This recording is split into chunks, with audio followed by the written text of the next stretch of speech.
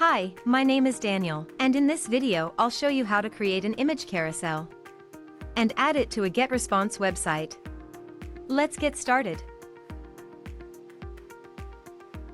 The Image Carousel widget is a great addition to any website.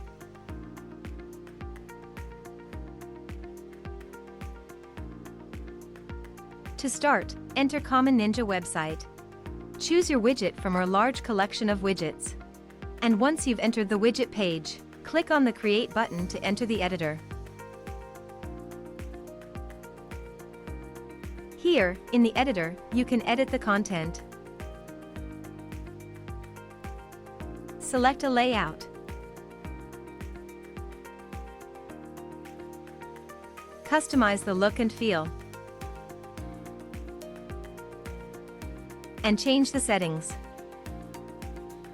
When you're done, click the Save Changes button to save your work. If you don't have an account on Common Ninja yet, you'll have to register first.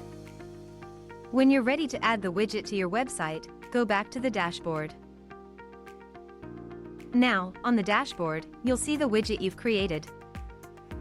Click on the Add to Website button. In the window that opens, copy the code. And close the window. Remember, you can always return to the widget and keep on editing it. Now, let's head to the GetResponse editor. Please note, the widget content will only show on the preview and on the published site.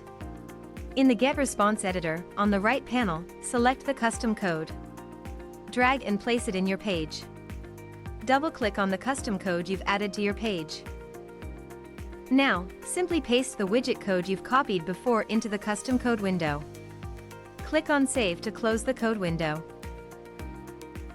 And click on the Save button at the top right corner. And that's it.